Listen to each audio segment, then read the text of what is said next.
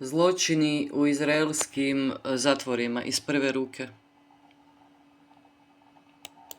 I was forced into it in a way. I was in Palestine. I was detained the first time when I was 16 years old. And that detention shaped and changed who I was. I wanted to be a musician. And after that detention, I was like, what musician in this world? And I couldn't unsee the detention center, the police, the system. And I decided I want to be a journalist who helps people. I don't want to be a journalist like the ones who took pictures of me when I was on the floor getting beaten up by soldiers while they were trying to break my knees. So that was the first shift. And I did journalism for years. I was taught by Allah yarhamha Shireen Abu Aqli and some amazing Palestinian teachers in Birzeit University who taught us from the get-go that what you learn in the books has nothing to do with the reality of what you will see on the ground. And all these things that we learn about the protection of journalists and the rights that journalists have, nothing. It doesn't exist in your world because you are black, brown, and you exist in a white supremacist colonial system. Despite that, I still tried my best to fight through the machines and to try to tell our stories. I used every platform possible. I did a reality TV show on YouTube that was aired also on American channels called Sleepless in Gaza and Jerusalem, which is still available now on YouTube, about how life was for Palestinians in all of Palestine and in Gaza. It's thinking about what we filmed then in Gaza and what is now Gaza. It's heartbreaking, and we tried in every modality possible. I did fixing for international journalists. I worked with BBC Media Action. I worked here in the UK with BBC London. And eventually I got to the point where I was like, this is doing nothing. And at the realm of the BBC, it was very clear that the editorial team is all very patriarchal men who are allied, support, and have very strong connections with Israel. So it's very hard to break through the system. No matter what the journalists on the ground, how amazing they are, how much they try to get the stories, there's someone on the top. The Palestinians always claim, even if it's a lawyer, even if it's a politician, we claim. And Israelis always state. The IDF states and the Palestinians claim that maybe some people died. The language that is used, everything that is used to suppress our voices and to support the Zionist entity. And then I thought, okay, maybe human rights. So I went into human rights, thinking that it's different. I worked with Human Rights Watch, with Amnesty International, and I was faced with the same. There's always opposition. During this time, of course, while working as a journalist, while being just a normal Palestinian, I had my traumas. And it all came to the point where I was injured in Nabi Saleh village, and I was lynched by an Israeli soldier, and my spine was severed. And I was paralyzed. And the Western system also medicinally couldn't help me. They said that you cannot fix a spine or injury, and especially after the spine has been severed 70%. And I had to look for alternatives. And the alternative that I had, in order to heal my body, I had to heal my mind. And this began my journey in 2012 into starting the journey of healing.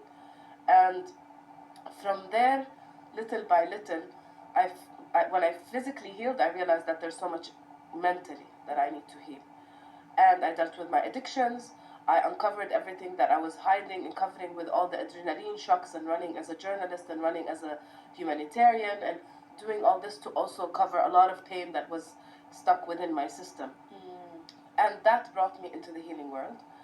And through my self-journey of healing, after that I wanted to share it because I realized that there's also, in trauma, in our healing, colonization embedded in everything. The Western modality of talk therapy does not work on occupied brown, black bodies, people who have endured indigenous trauma. And I've noticed also in the Western societies that it's not helping people because the body experiences the trauma and the trauma needs to be released from the body itself. And this connection between spiritual and strength and our resilience, this separation and the individualism that comes from the West is also integral into the therapy world. So I wanted to change that, and I wanted to offer the Palestinians some gateways which come from us into our healing.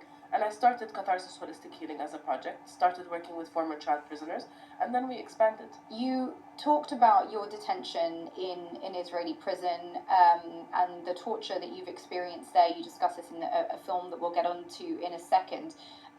Can you tell us a little bit about your experience of detention in the Israeli system, about the types of things that you experienced there, and what that can help maybe our audience understand about the ways in which the mass detention of Palestinians, including children, is part of a wider system of control?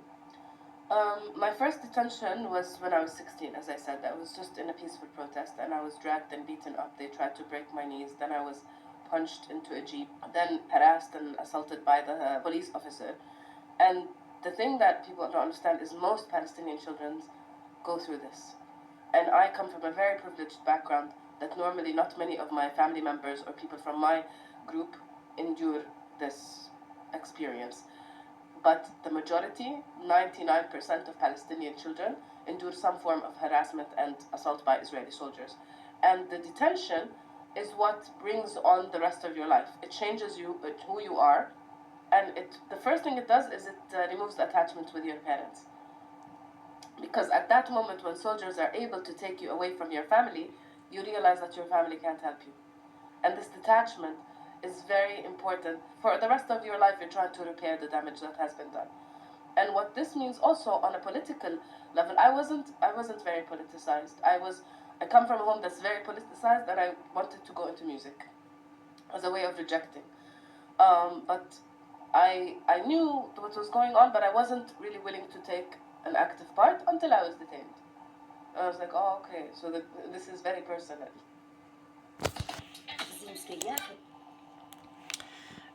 Ovo želim snimiti prije nego dođu šatronovinari tamo u Izrael. Znači morat će otvoriti novinarima put, to će sve biti damage control, pokušavanje, zataškavanje zločina koje čine. Ready to resist and to fight. And they want that. They want us to fight, and they want us to fight while mentally we're not stable. So on a fight, flight, fawn modality where we're just running and trying to do whatever we can to resist. What I would say about my experience is nothing, because I experienced very, very few days in detention, very few moments of what I talk about it in Where the Olive Trees Weep, about the torture in my second arrest. It's not a small thing. I know, but this is part of like the Palestinian, like it is big, but in comparison to what my sisters have gone through and my brothers. So tell us about that story in context then of what the people are going through, because you're taken into a shower at a certain point thinking that you're being helped, as it were, because you were having your period at that time, but then the shower turns out to not be a shower. Yeah, I was basically put in a room where it's hot water and cold water and you can't get out. It's like a coffin. And there's nowhere to go, and you're just experiencing whatever there.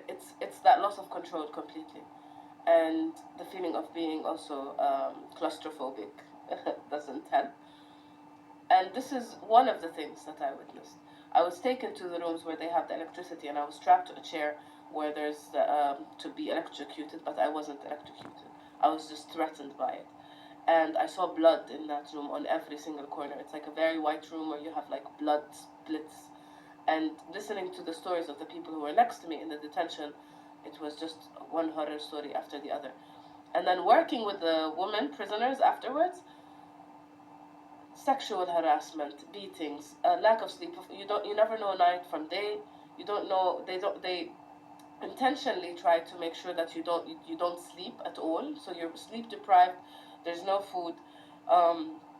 And then there's so many different processes. Sometimes they put you in rooms with the informants who speak Arabic to try to get information from you. And there's physical and emotional torture that has been orchestrated. Like some sick Israeli was sitting and preparing what methods they're going to use. And they tailor them based on what people. One of my friends sat for 30 days in the interrogation, didn't know any day or night, didn't know who was the interrogators, because they made it, she never went to an actual interrogation room, but she was interrogated the whole time, and she lost part of, like, because of the paranoia, she couldn't recognize what's right and what's wrong, and she dissociated from her whole life. She didn't recognize her life when she came out because everything was mixed between the reality and the illusion. So they orchestrate ways. This is other than the physical torture. The stories that we hear now about raping, about using the bottle to rape Palestinian prisoners has been used for years. I remember hearing about it back when I was there in 2005. Yeah. It being used, broken bottles to rape this children. This has been used. Palestinian women have been raped. Listen to the stories of Rasmiya Ode, and listen to how the Americans kicked her out of the U.S. because of Israeli pressure. Israel is a master of torture, and they just use different ways to torture people. Palestinian kids that I worked with, the worst one was also house arrest. I was also put in house arrest, and I was put only for one time for 29 days, one time for 15. It breaks the attachment with your parents even further. I hated my mother. She became my jailer. I was like, Mama, I just want to go to the balcony. Like, I'm old. I was 25 or just something like that, and she wouldn't let me get on the balcony. And I was like, because she was worried about you. She was worried because they make your parents also sign that they will pay thousands of dollars if you get out, and then they tell them that we will rearrest them. So your parent becomes the jailer, and I've seen children who are 9 and 8, and I had to take care of, go interview them and talk to them in their houses, and they expressed the same thing. They're like, take us back to jail. At least we're with other prisoners. We know that we're in jail, but I can't stand my mother and my father being the person who does this to me. Let me ask you about... Evo, toliko o tom demokratskom Izraelu, bit će toga sve više i više, nema više šutnje, znači previše ljudi je progovorilo i progovorit će i zanima me samo da li je i jedan hrvatski novinar tamo.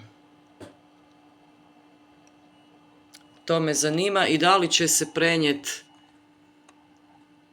bilo šta. Znači, bilo šta što ovi podcasti prenose, to su ljudi sa terena, to su ljudi koji su doživjeli to na svojoj koži.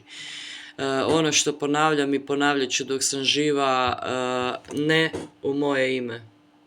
Ne u moje ime, ne genocidu, ne Izraelu, znači potpuno sam protiv Izraela kao ovakvog režima, cionističkog, fašističkog, genocidnog, znači to je Netanjahuov Izrael. Tako da protiv sam toga svim svojim srcem i dušom. Kao što sam ih nekad podupirala, toliko sam sada protiv njih i ovo što rade odvratno. Odvratno, to je čisti sotonizam, onaj ko podupire to je totalno poremećenog uma. Znači tamo ginu djeca, žene, ljudi, starci koji žive pod šatorima, Židovi, Arapi, kršćani. Tako da razmislite si malo gdje će vam duša, gdje vam je srce. Pozdrav.